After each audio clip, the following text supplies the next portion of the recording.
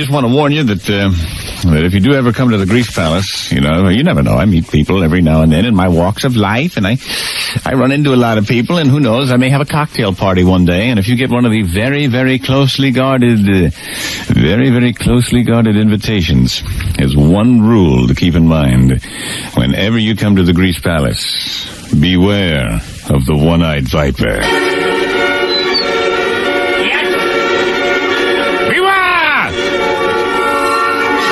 I got a call from the Smithsonian over the weekend. A man called up and said, "Hello, this is Dr. Fitzsimmons. We hear that you are in possession of the extremely rare and oftentimes deadly one-eyed viper." I said, "Yes, sir, I am." He said, "We must see it." I said, "It's impossible. Impossible." He said, "I'd like to come over this afternoon." I said, "No, you couldn't see it then anyway. The one-eyed viper is nocturnal by nature." He said, "Well, tell me about it. We must know a little bit about it. We've never had one this close to the Smithsonian. We must have details." He said, "What about its natural habitat?" Well, I said, he likes a cold and damp environment. Dark and cavernous. The director said, "Well, what kind of diet? What does he eat? Frogs? Lizards? Woodchucks?" I said, "No, none of the above. But he has known to enjoy the occasional pig. The occasional cow." He said, "My God, the occasional pig and cow." I said, "Yes." He said, "What about scruples?" I said, "None. There is no conscience. There is no shame. He's incomparable of reason. He's just a 10-pound eating machine." He said, "My God. Well, how does it kill its victims? Does he crush them? Does he squeeze them?" I said, "No, he gags them. What he'll do is he'll quadruple his size when he's ready to attack. And then he injects a deadly but zesty venom." He said, "Well, how many times can he attack?" I said, "Well, it depends.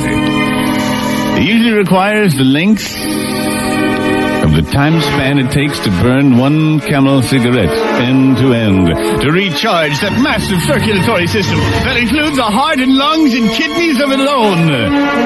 He said, "My God, I can't believe it. I can't believe it." I said, "Yes." He said, "We must have it. We must have it at the Smithsonian. Please, we'll give it a nice cage. We'll feed it whenever it wants. It will live happily in captivity. Please, please." I said, "Never." He said, "What is the lifespan?" I said, "Well, I get the feeling it'll be around as long as I am." He said, "What about its travel? Does it travel in packs?"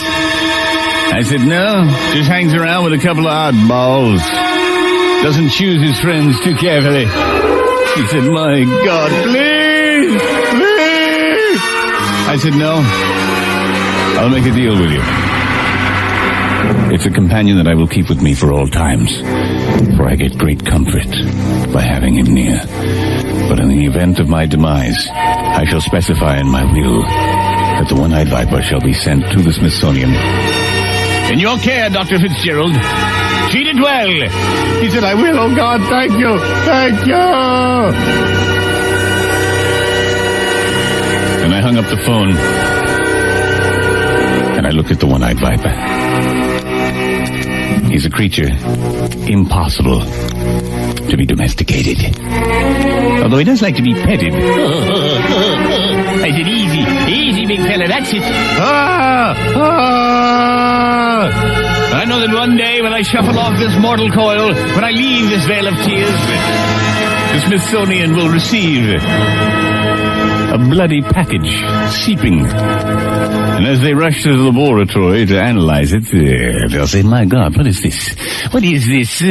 Along the sides here, there's kind of like a almost reddish hue. It appears to be the remnants of, I see.